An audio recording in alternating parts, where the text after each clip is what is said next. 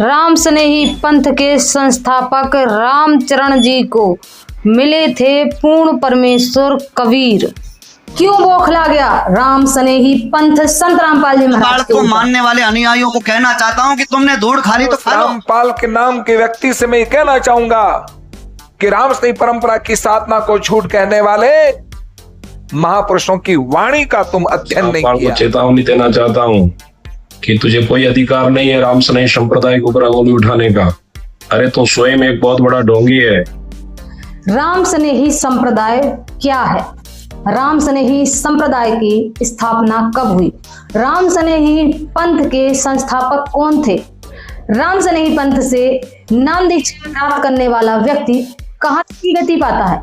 राम स्नेही पंथ की स्थापना करने वाला संत कौन था? राम स्नेही पंथ की स्थापना कहाँ पर हुई थी? कौन से सन में हुई थी? और राम स्नेही पंथ आखिर क्यों बौखला गया संत रामपाल जी महाराज के ऊपर? भाइयों, आपके जहन में उठ रहे सारे प्रश्नों के जवाब हम प्रमाणों के साथ इसी वीडियो में देंगे, तो बने रहना वीडियो में अंत तक। बोलो सतगुरुदेव की जय, बंदी छोड़ कबीर साहिब की जय, बंदी छोड़ गरीबदास जी महाराज की जय, स्वामी रामदेवानंद जी महाराज की जय, बंदी छोड़ सतगुरु रामपाल जी भगवान की जय हो। सत साहेब सभी भाई और बहनों को। भाई, सबसे पहला प्रश्न है कि राम स्नेही पंथ की स्थापना कब हुई? तो भाइयों, राम स्नेही पंथ की स्थापना हुई 1817 में। भाइयों, राम स्नेही पंथ के जो संस्थापक थे वो थे संत रामचरण जी महाराज। रामचरण जी महाराज ने राम स्नेही पंथ की स्थापना की भीलवाड़ा राजस्थान के अंदर। थोड़ा सा इतिहास जान लीजिए रामचरण जी महाराज का। रामचरण जी महाराज रामकृष्ण नाम से जाने जाते थे। इनका मूल नाम था रामकृष्ण। भाई, रामकृष्ण नाम था रामचरण दास जी महाराज का। इनके गुरु थे कृपाराम जी महाराज। कृपाराम जी महाराज से नाम दीक्षा लेने के बाद रामकृष्ण जी का नाम रामचरण महाराज पड़ा। भाइयों, कृपाराम जी से अपने गुरु से नाम दीक्षा लेने के बाद रामचरण जी महाराज 7 साल तक गूदड़ बीनते रहे। भाइयों, एक पूर्ण संत से नाम दीक्षा प्राप्त करने के बाद व्यक्ति भक्ति करता है, साधना करता है, मोक्ष प्राप्ति के लिए प्रयत्न करता है, उसको मानसिक शांति प्राप्त होती है। लेकिन यहाँ उल्टा हो रहा था। कृपाराम जी से नाम दीक्षा प्राप्त करने के बाद रामचरण जी महाराज गूदड़ वाले बने, एक प्रसिद्ध गूदड़ वाले बन गए। 7 साल तक उन्होंने गूदड़ बीना। भाई, दरअसल पूरी सच्चाई क्या है इससे हम आपको अवगत कराते हैं। रामकृष्ण दास पूर्व जन्म की पुण्यात्मा थी। इनको परमेश्वर कबीर स्वप्न में आकर मिले, सफेद वस्त्र पहने हुए थे, और परमेश्वर कबीर ने इनको स्वप्न दिया कि ये भव सागर में फंसे हुए हैं। वहां से परमेश्वर कबीर ने इनको हाथ पकड़ के बचा लिया। भाई, उन्होंने सपने में परमेश्वर कबीर को सफेद वस्त्र में देखा, जैसा कि परमात्मा की वाणी में आया है और हमारे पवित्र सनातन वेदों के अंदर भी आता है कि वो परमात्मा अपने प्यारी पुण्यात्माओं को सशरीर आकर मिलता है।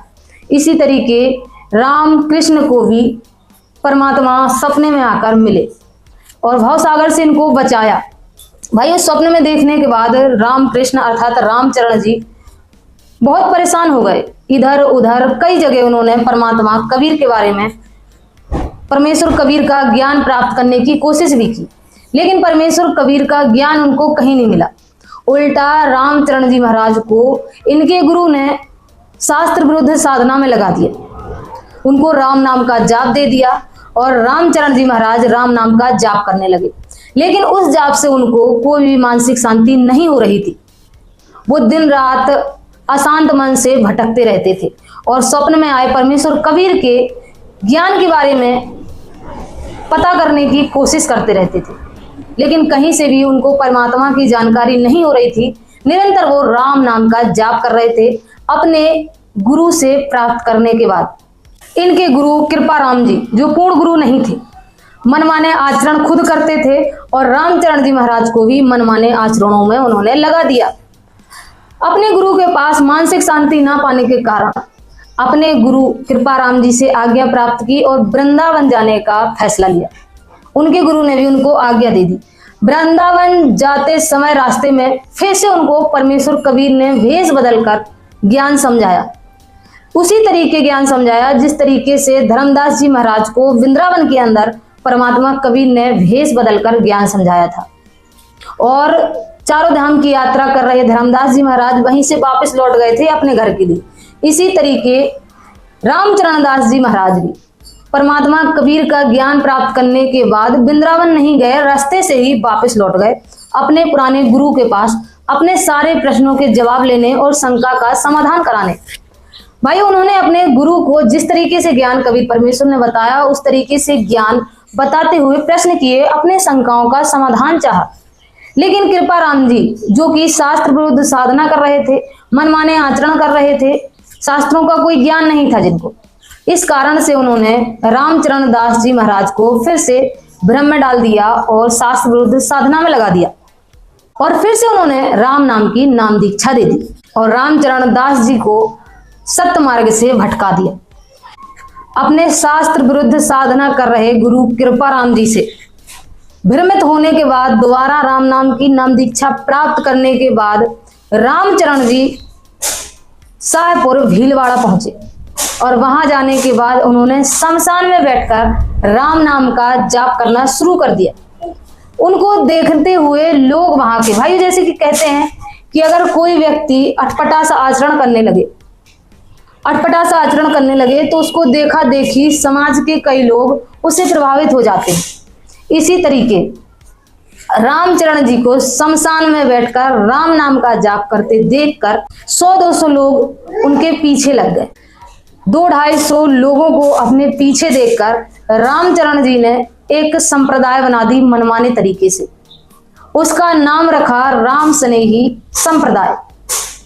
भाइयों ये राम स्नेही संप्रदाय का नाम इसलिए पड़ा क्योंकि उनके गुरु ने उनको राम नाम का जाप दिया था और स्नेही मतलब राम से स्नेह रखो।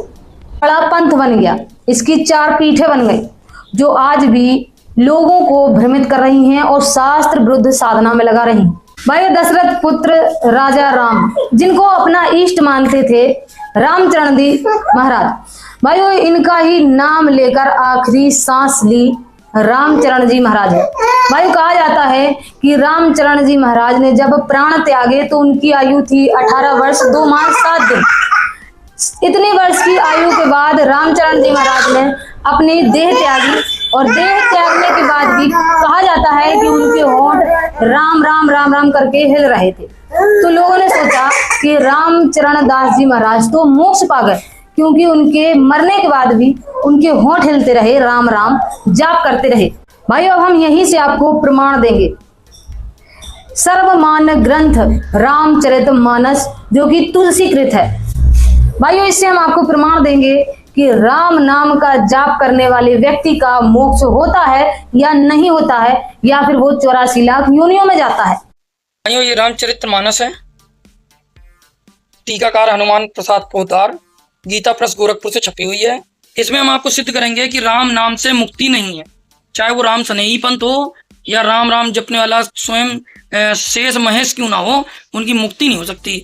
और शेष तो 1000 मुख होने के कारण उनकी प्रत्येक मुंह में 2-2 जीव है, तो एक बार में 2000 जाप करते उनकी मुक्ति नहीं भाई। और प्रत्यक्ष प्रमाण देखिए रामचरितमानस दोहा 9,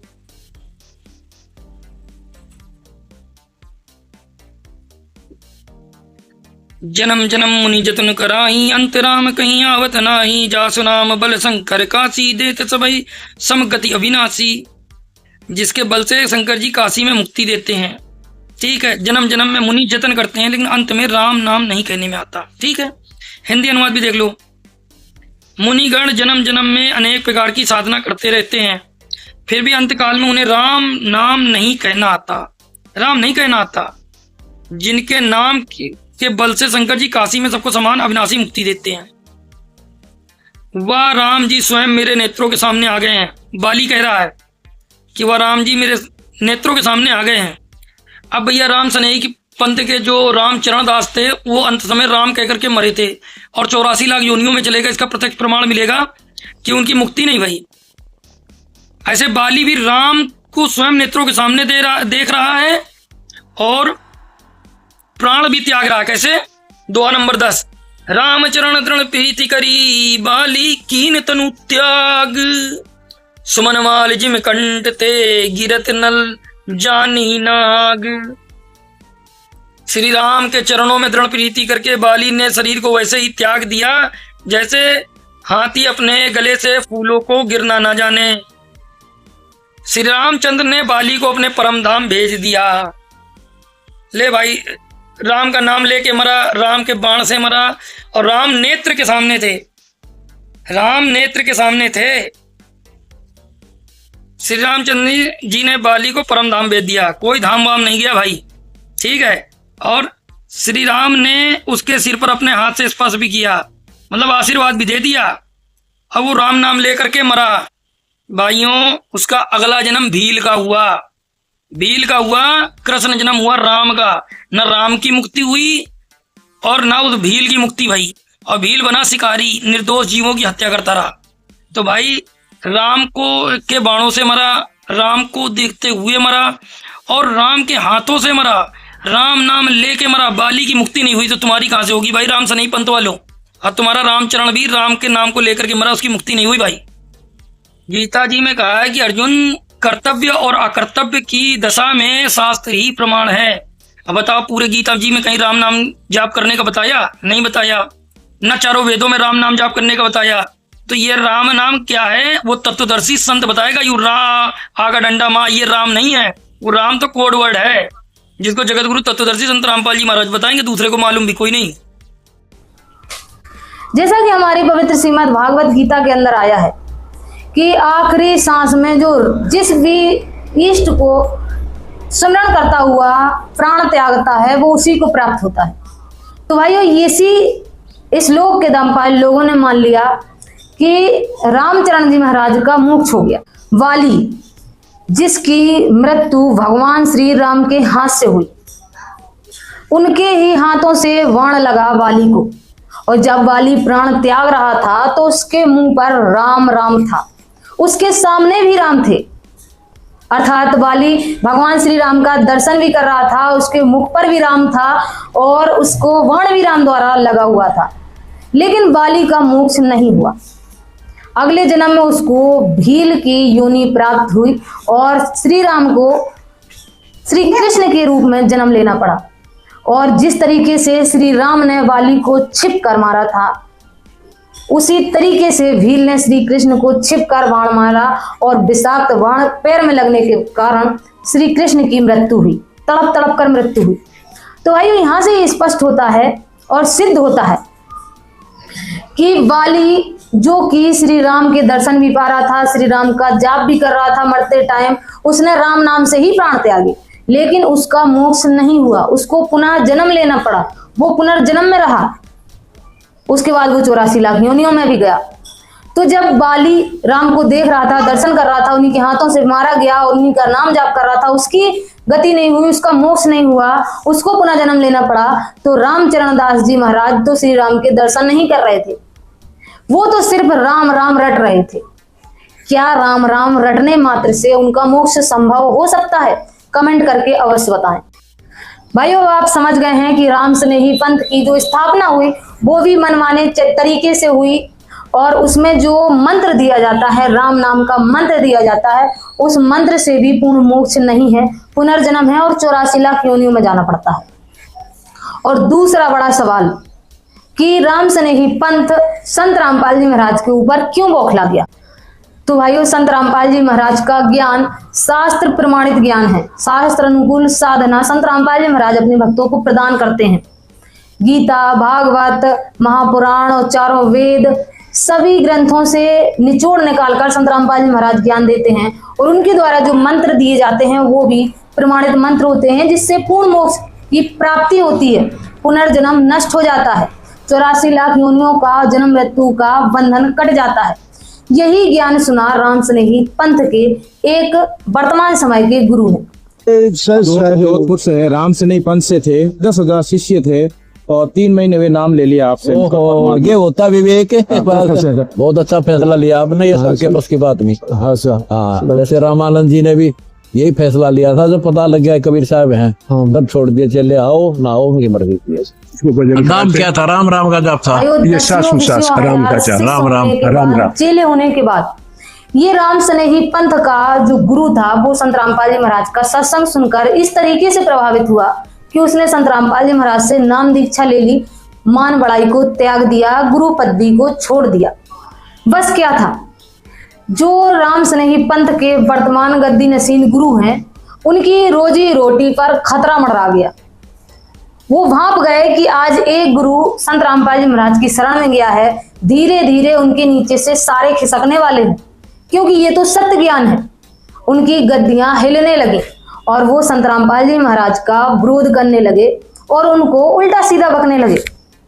लेकिन किसी रामस्नेही परंपरा, अभी कुछ दिनों पहले पीपाड़ के आसपास के क्षेत्र का एक व्यक्ति न जाने कितने ही लोगों को गया, और वो कैसा व्यक्ति जो सुखराम दास जी महाराज की वाणी जिसने जिंदगी भर बातची लोगों को सुनाया है, वो जाकर के और उस डोंगी के पास में जाकर के उसके पांव में पड़ करके और उसने न जाने कितनी प्रकार की जो है ना बातें करी, हम अमुक जगह जुड़े हुए हैं, और ये उस ग्रंथ के अनुसार लोगों को भ्रमित कर रहे हैं। भाइयों, इनके पास कोई भी शास्त्र अनुकूल साधना नहीं, ये खुद भी मनमाने आचरण करते हैं और अपने साधकों से भी मनमाने आचरण करवाते हैं। भाइयों, अगर आप पूर्ण मोक्ष चाहते हैं तो संत रामपाल जी महाराज के सत्संग सुने और सत्संग सुनकर अपने शास्त्रों से मिलान करें और स्वयं तोलें कि आप कितने पानी में हैं। भाई, संत रामपाल जी महाराज एकमात्र पूर्ण संत है, तत्वदर्शी संत हैं और आपको शास्त्र अनुकूल साधना प्रदान कर रहे हैं और जन्म मृत्यु के संकट से छुड़वा सकते हैं।